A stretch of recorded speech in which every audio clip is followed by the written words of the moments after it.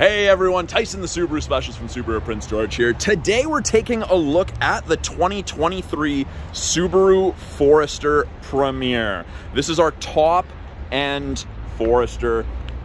Every available feature from factory in this. Now in the States, this is called their Touring. In Canada, Touring is our mid-trim, this is our Premier. So the new owner has added quite a few accessories and we're still waiting for a couple to show up. So it'll be a little bit different upon their pickup, but this is the facelift version. Front's a little different than the previous model years, but Premier, you get all of the chrome accenting, the satin chrome. You get the same headlights as every other Forester. They are steering responsive LEDs. You get the gun metallic wings on either side, along with these little chrome trim pieces. I really like the black Premier. I think that it stands out. We've got a set of aftermarket wheels with winter tires. You've got the Premier with the satin chrome mirror caps along with the integrated turn signals. Up top here, we have a sunroof deflector.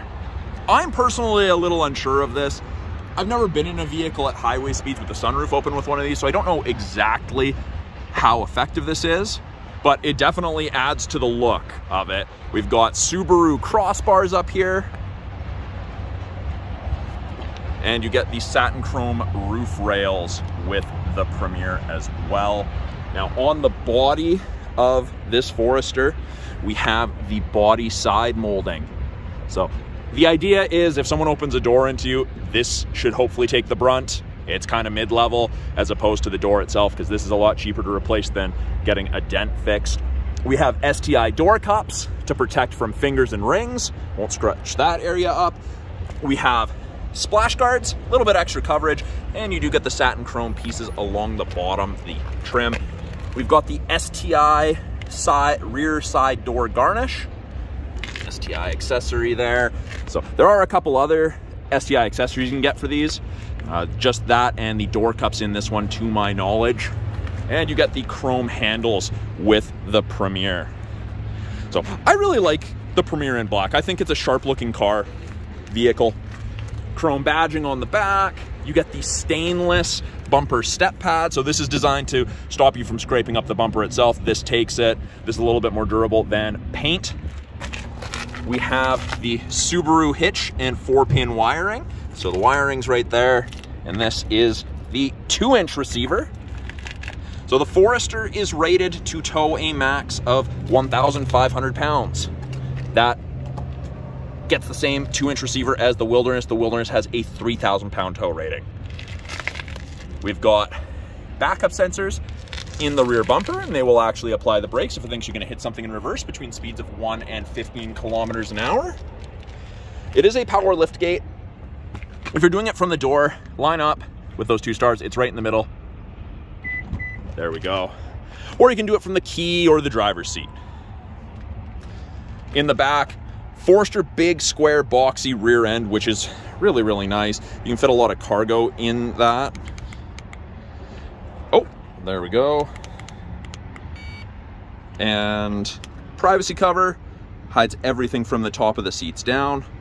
And that is easy to remove should you need to. Just retract, and it's a telescopic piece you can see right in there. Now, we have this cargo tray, or cargo net, I should say, and you'll notice it straps into these tie downs. You unzip it, and then this, you've got this hook right here, and you can attach it up here on the grocery bag hooks, or you can move them and attach them up here to hold things down. This is the ball mount kit that comes with the hitch. You don't get the ball, but you do get the receiver or the tongue. Just put that back in there. Keep it all organized for the new owner. We have the ability to fold down the seats, pull the button. Third seat belt can be undone and it will retract all the way into the roof should you want. We've got our grocery bag hooks, although I don't know if I'd use them for groceries. Right there and there. And on this side, 12-volt power point for any charging needs you may have. Now, we do also have LED cargo light. And then we can close it by pulling down. You can push the button, you can lock and close it. You can do it from the key fob or the driver's seat. We're just gonna do that for now. In the second row, you get a silly amount of room in the second row of a Forester. Great headroom, great legroom, taller people fit without issue. Easy to put those seats back, and you can see where the third seat belt comes down, and that way everyone gets a 3-point harness because it's all about safety. Now, the Premier comes with the black and brown leather upholstered interior. So I quite like the mix between the black and the brown. I think it's a little bit more refined than the pure brown. It used to be the Premiers had all brown. This would have been the same color as this. I think it breaks it up a little bit more, adds to it, looks really, really good. Fold down armrest with cup holders. They still have the plastic on those. We have heated outboard rear seats with high and low settings. 2 USB ports for any charging needs you may have in the second row. Vents out of the center console. Heated seats are great. As a passenger, I would have appreciated that growing up. And you have 3 map back pockets on the back of both front seats. Great for storage. Got the high wall rubber floor mats, front and rear. And in the side doors, you've got bottle holders and storage. And it's that same black and brown two-tone along with window child lock, if you need that. Now, with it being a proximity key has to be within 46 inches. We've got these lines right here. Just locked it. Wait a second, back up, put your hand in, and it unlocks. Up front, it's pretty much the same door card as the second row. Obviously, just more window controls, window lock. Got the Harman Kardon audio system, phenomenal audio system in these Foresters. Bottle holder with storage. You get 2 position memory settings for your power driver's seat.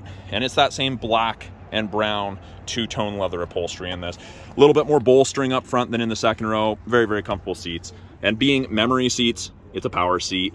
Does not remember your lumbar support level though. Keep that in mind because that is something that can change depending how long you're in the vehicle for. Now, inside, by the driver's left leg, we have quite a few buttons. We can open the rear hatch. We can turn off the steering responsive headlights if you don't like it. You can set the tailgate to only open to a certain height.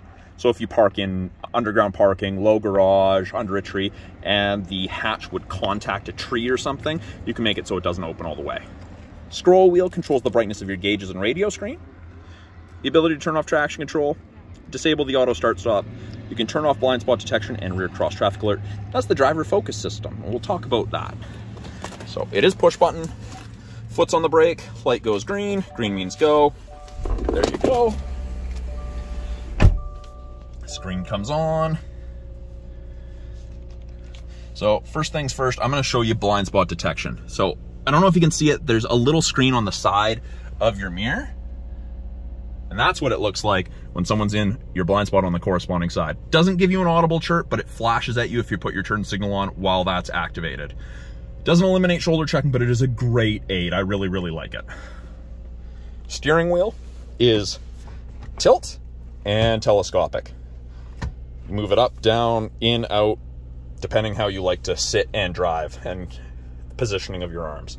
Heated steering wheel, best thing ever. It's right up there with heated seats. Left-hand side of our steering wheel, we've got our Bluetooth and audio control, switch from AM to FM to CD, satellite, volume, info will change the small screen up top there, I'll show you that. And then these arrows down here change our small center display, and it gives you different information, fuel efficiency, time running versus distance traveled. I like the digital speedometer. I know you have the analog one all the time, but I prefer the digital. On the turn signal stalk, we've got our headlights, fog light controls right there. These default to auto, which is awesome.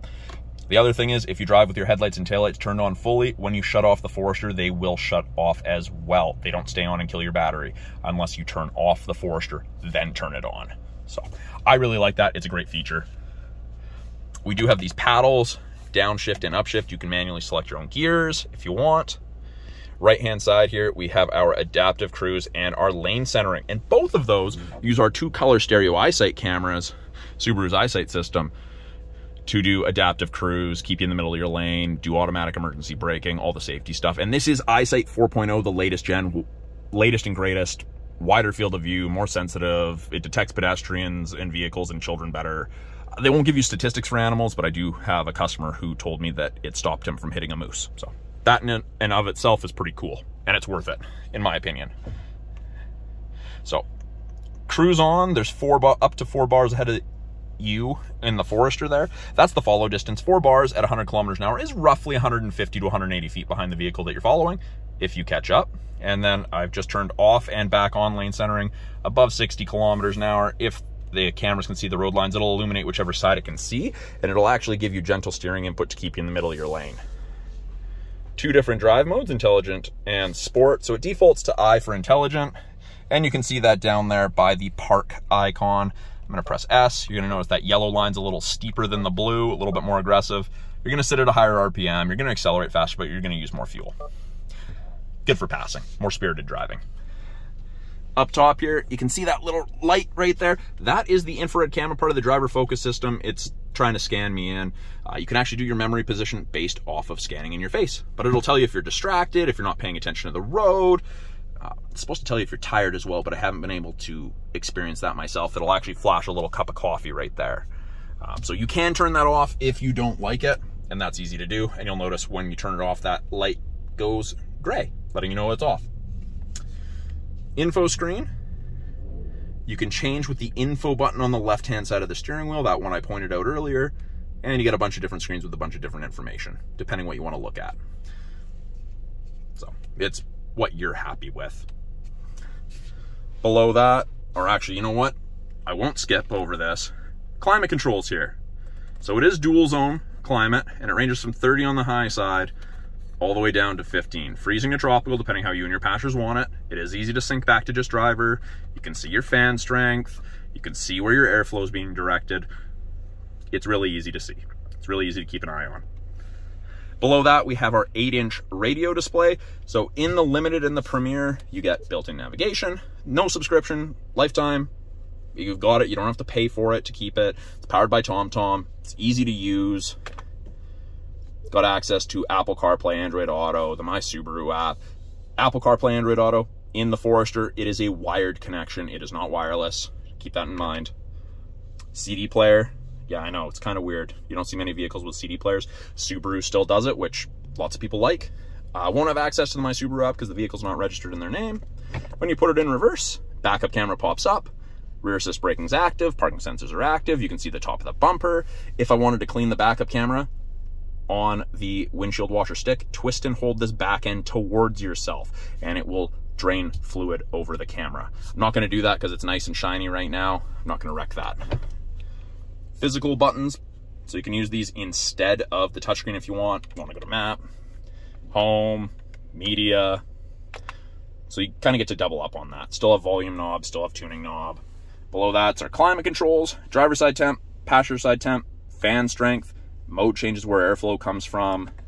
This turns on your heated mirrors, heated back window, and area of the windshield where your wipers sit. Windshield wiper deicer is amazing. Below that, little storage cubby with 2 USBs, an aux, and a 12 volt. That's where you would plug in for Apple CarPlay and Android Auto. This is rubberized, so hopefully it stops devices or whatever you have there from sliding around. If you want to go full manual mode, pull towards yourself. You'll notice that instead of saying D for drive, it says first, now second. So it'll allow you to start in second gear, but you can't start in like 6th. Below that, we have access to X mode. We've got dual function. So X mode is like 4x4 low in a pickup. It's Subaru's equivalent. Not geared quite as aggressively as 4 low. There's no 2-stage transfer case, but takes a very capable vehicle and turns it into a more capable vehicle. Dual function allows you to have excess wheel spin, so it turns off traction control. Park brake.